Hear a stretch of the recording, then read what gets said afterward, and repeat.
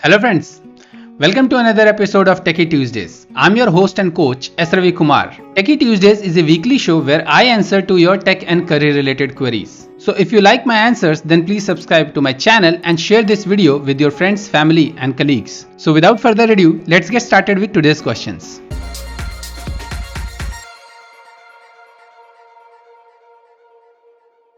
Today's first question is asked by Priya. She's asking, I have 1.5 years of experience as a software developer, but I am not interested in coding. What are the different roles I could try? Even management roles sound good with a decent package. Priya, let me tell you one thing very clearly that with 1.5 years of experience, you won't get any kind of management role in any software company. So my suggestion for you would be to either go into manual testing or to go into business development side or to go into designing side. So you can learn any designing software like Photoshop, Adobe Illustrator or any other designing software and do designing of websites, application, etc. or logos, etc.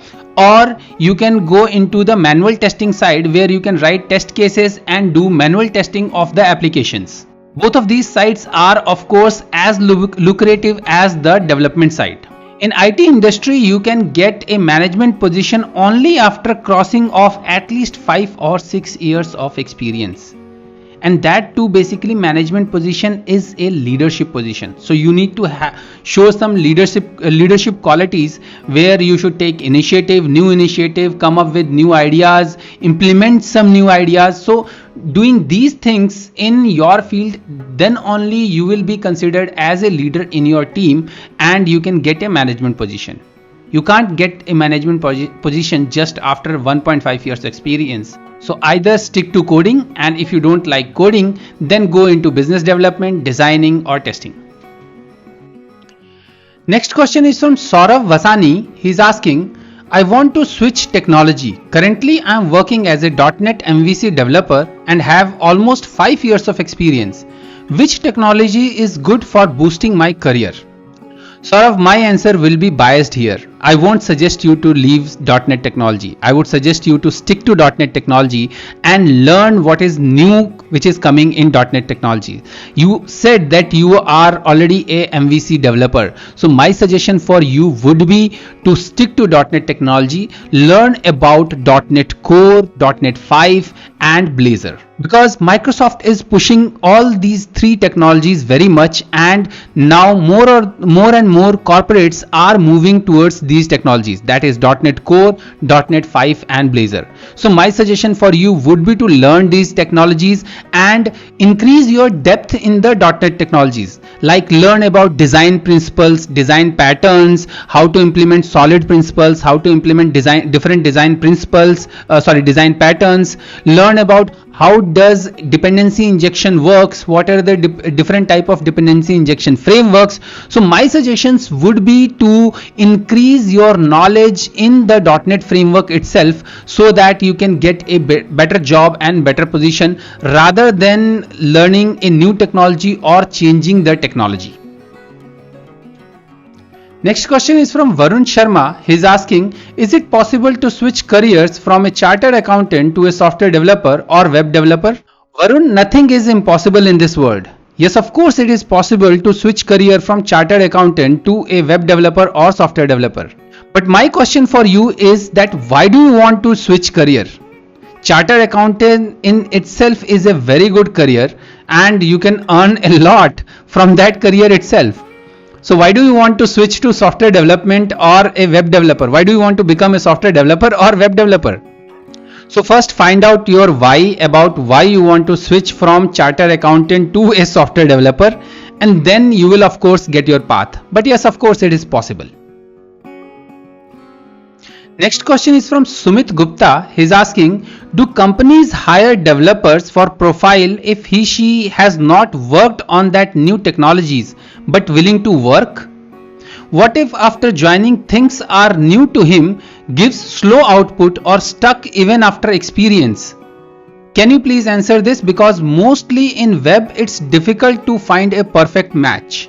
Sumit, to answer your first question, that do companies hire developers for a profile if he has not experience on that profile but he is willing to learn? Is no.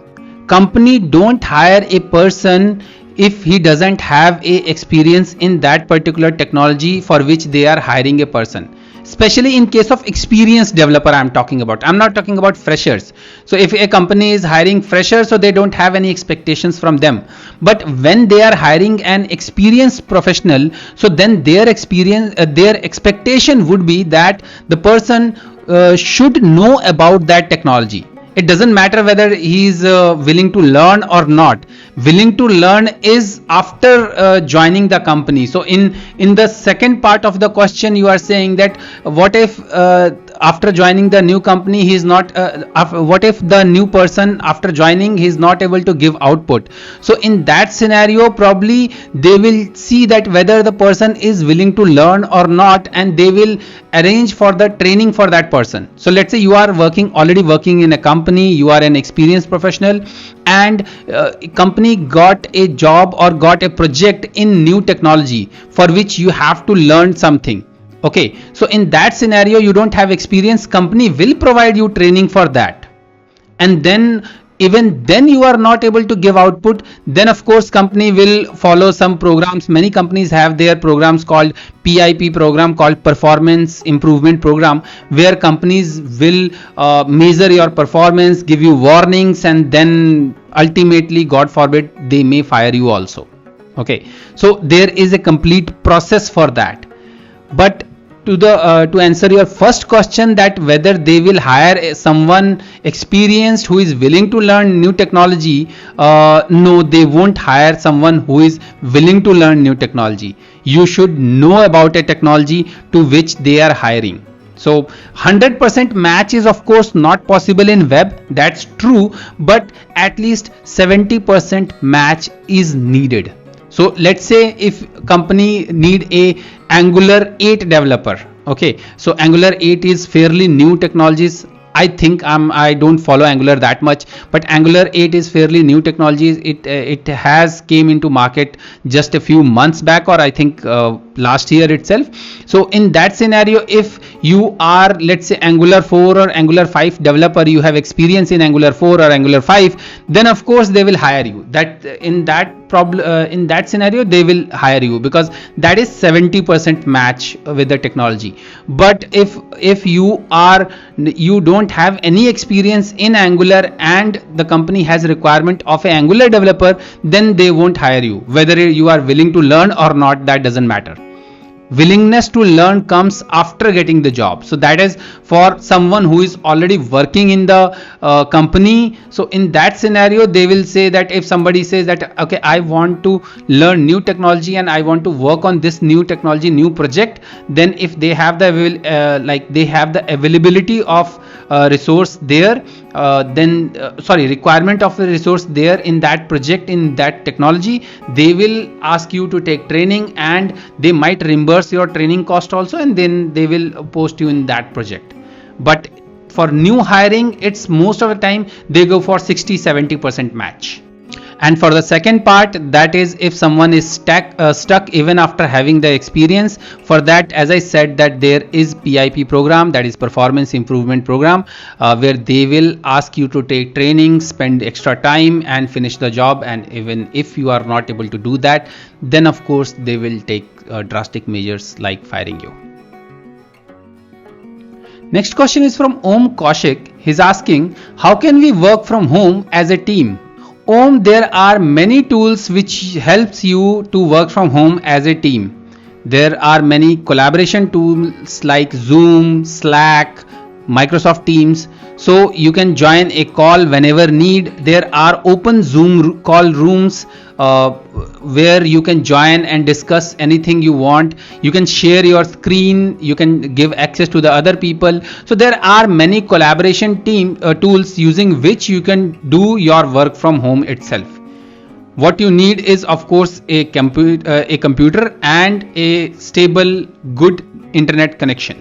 In most of the scenarios, company may provide you VDIs also, that is virtual development environments also, to which you can connect to and work in their virtual private network. So that all things you can do. So there are tools for doing work from home as a team. Next question is from Vignesh. He's asking, do professional developers use IDE or just text files to write code? Vignesh, it seems like you are a fresher. Yes, all the professional developers use IDE or integrated development environment for doing their development. Writing code in text file is so 1990s. Frankly speaking, even in 1990s, people don't used to write code in the text file. They used to write codes in IDEs. There were IDEs for different languages. So it depends on which language you are working on. Most of the times, if you are .NET developer, you will be using Visual Studio, or if you are on Mac, you will be using Visual Studio for Mac. Otherwise, rest of the developer, the most popular IDE currently, the number one IDE is Visual Studio Code, which is being used by almost all kind of developers. So whether it is Python developer or JavaScript developer or even C# developers also, they use Visual Studio Code. But in professional, I can say in professional environment, most of the people use IDE associated with that particular technology. For example, Java people use Eclipse or any other IDE. So yes, professional developers do use IDE for their day-to-day development. Next question is from Ajay Kumar Shukla. He's asking, do we need to update our resume every year? Ajay, are you looking job every year? If your answer is yes, then of course you need to update your resume, because you will be updating your company name and your project on which you have worked in last year. But otherwise, if you are not looking for job, then I don't think that you need to update your resume everywhere. You should keep working on what you are working, and you should keep doing the community work. So whatever, for a better developer career, my suggestion to every developer is to do community work or open source development. So they should write code on open source, they should contribute to open source, maintain a GitHub profile. So my suggestion for you would be to, instead of updating your resume, update your GitHub profile. Update your resume whenever you are looking for job, whenever you are changing your job. In that scenario only update your resume. Otherwise, resume updation is not that mandatory or not that required, because if you are not looking for a change, then to whom you are going to send your resume? Nobody is going to see your resume, or nobody is going to follow your resume if you are not looking for change. So my suggestion would be to, rather than updating your resume or wasting your energy in updating your resume when you are not looking for change, use your energy constructively to contribute to open source project and update your GitHub profile. Next question is from Anish Narayan P. He's asking, is it true that candidates attending programming interviews are expected to avoid using built-in functions and write functions with their own logic when solving the problems given in the interviews? Anish, it primarily depends on at what experience level the interview is happening. So if the interview is happening for 2-3 years of experience, then I don't think that people will expect from them to write the syntax or something, because most of the time in day-to-day life, anyway, developer download or copies the syntax from the documentation or from Stack Overflow. So logic is asked only when if there is some function for which there is no logic is available, no predefined function or pre-built function is available for that thing. Maybe sometimes it is asked for, like for example, swapping a number or doing identifying prime numbers. So for doing these kind of things in the beginning, people may ask you to not to use pre-built function. So for example, swapping a string, you can reversing a string. So you can reverse a string in C# using a pre-built function. But to check that whether you know the logic, company or interviewer may ask you to write the logic for reversing the string, because these are kind of common logics. But apart from that, unless and until you are going to write an operating system, they are not going to ask for too much logic. So if you have 3-4 years of experience, then the thing which they will ask you would be to how you will solve a problem. It doesn't matter whether you will use a pre-built function or you are writing your own logic, but they want to understand that how you can solve a problem in a better way, and do you really know what you have mentioned in your resume or not. Next question is from Ajay. He's asking, how do I get into open source software?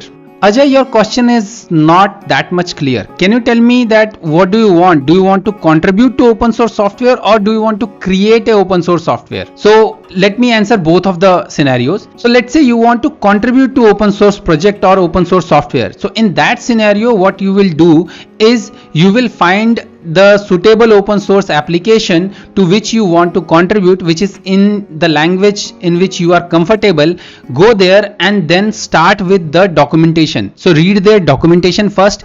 Every open source project has a contribution guidelines that how you can contribute to it, what are the syntax mechanism, like some of the open source project have their styles define, like coding styles define, whether they are using tabs or whether they are using spaces. So those all things are defined in the solution structure, and they define that okay, what kind of naming convention they have to use. So read and go through the documentation and then pick up the issues which are tagged as easy first time solutions, so or easy first time issues.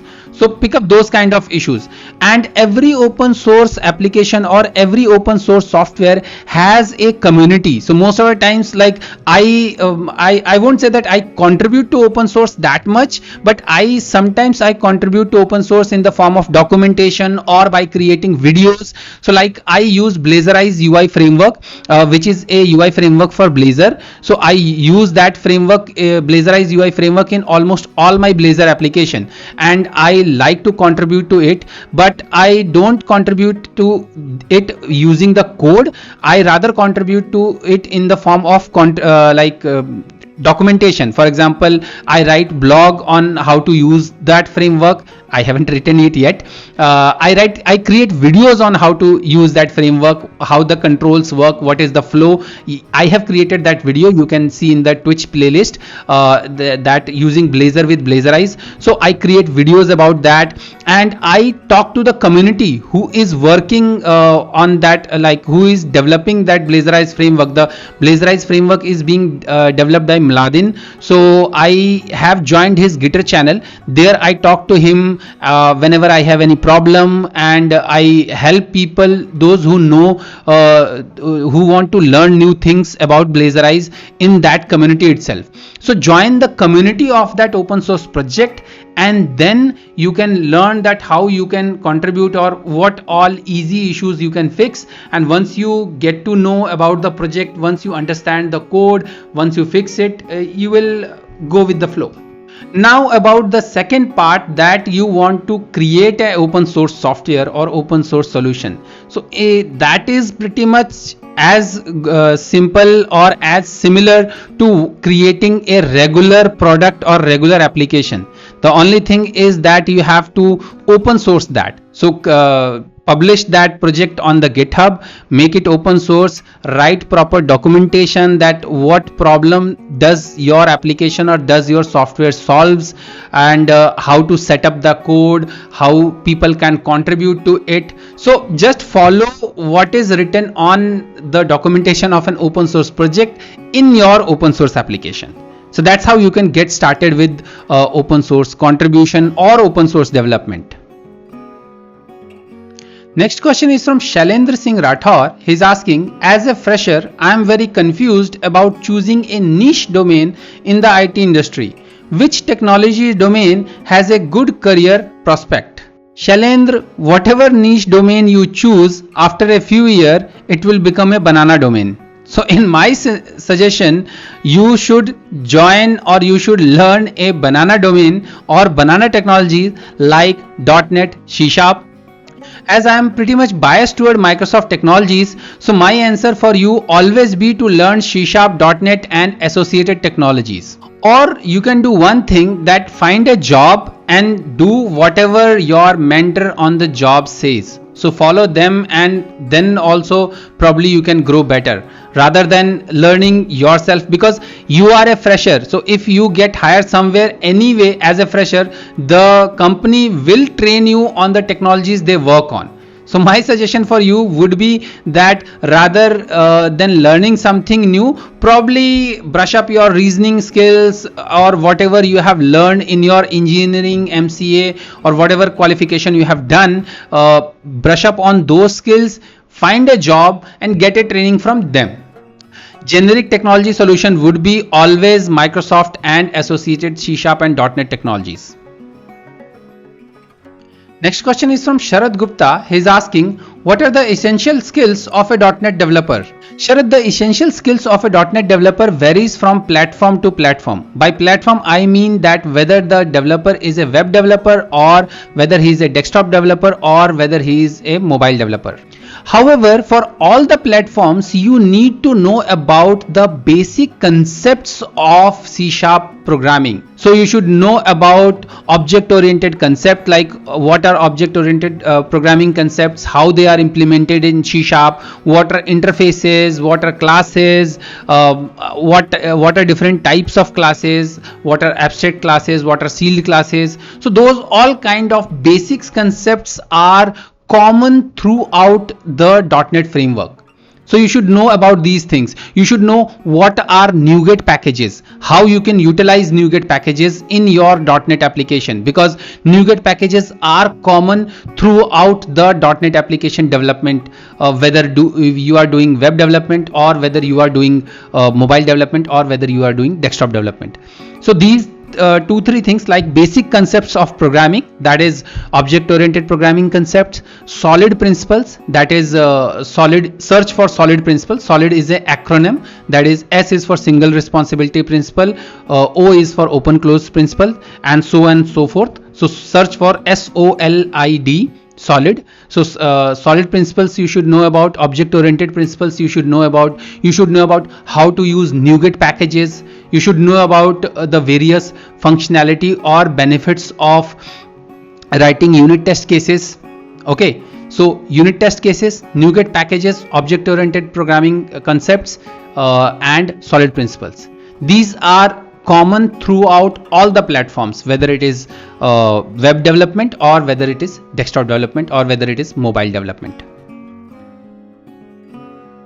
Next question is from Sukshit Shetty. He's asking, what is the hike system in an IT company? If my starting salary is 3.6 lakhs per annum, how much percent hike should I be expecting every year? Sukshit, there is no standard hike system in IT industry.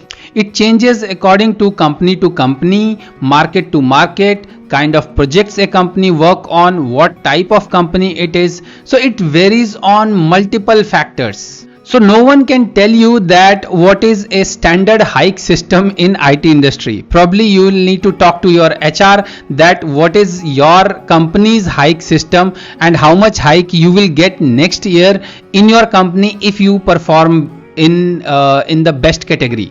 So it of course is dependent on your performance. So my suggestion would be to, rather than thinking about how much hike you will get, you should better work on improving your skill set and getting as much knowledge as you can. Next question is from Shubhodip Sinha. He's asking, should I share my GitHub repo link to showcase my project when I mention projects on LinkedIn? Won't there be any fear of your code getting copied and stolen by other persons? If yes, then what can I do to prevent it happening? Shubhadeep, on GitHub there is concept of two types of repositories, that is, one is private repository and one is public repository. By default, whenever you create a repository on GitHub, it's created as a public repository unless and until you mention it specifically as a private repository.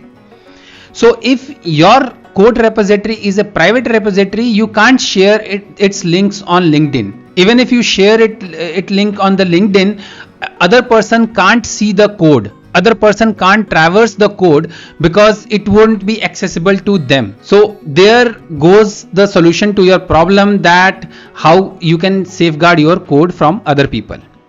Now about the public repository, if your repository is a public repository, so your source code is anyway open source. So it is by default, all the open source code on GitHub is, I think, open by MIT license. So they follow MIT license. So there are criterias of MIT license. So if they use, or you might have to mention it. I'm not sure about it, that whether they directly follow MIT license, or you have to specifically mention what kind of license your source code follows. So anyway, if your repository is public, so anyway source code is open for anybody to copy, so they can copy it. And the only way to safeguard is it to make it a private repository. But if you make it a private repository, then you won't be able to share the link on the LinkedIn. So that you have to take care of it. That is the reason I suggest many people to contribute to open source project, so that they can showcase their capabilities, that yes, I have created something open source. And I don't think that nowadays most of the time execution matters rather than implementation or source code. So if you have created something, or if you have written code for something, so even if somebody copies that code, he won't be able to explain it. It's your source code, you understand it better. So in an interview scenario, you will be able to explain it better, that okay, why you have taken the decision, why you have written what you have written in that source code. So I don't think that you should worry about that thing if your source code is public and open source. Next question is from Dashang Makwana. He's asking, is it good for a software developer to go for an AWS Azure solution architect for career growth? Dashang, yes, of course. The certification will of course help you in getting or progressing in your job career, but it depends on at what level you are in your career. So if you do the certification, if you prepare for the certification and just prepare for the certification and clear the certification, but you are not working as an architect, or if you don't have 10 plus years of experience, then nobody will take your certification seriously. Let me be very frank. This is the you can say this is the cruel reality of IT industry, that your experience does matter a lot. So I know a person who has very little experience, I think 1 year or 2 years, and he has cleared one of the Azure certification required for Azure Solution Architect. He has created one of the architect certification, but nobody's take him seriously as an architect, because he has the experience to explain what are the problems, solutions as an architect, nor people take him seriously because he's very young.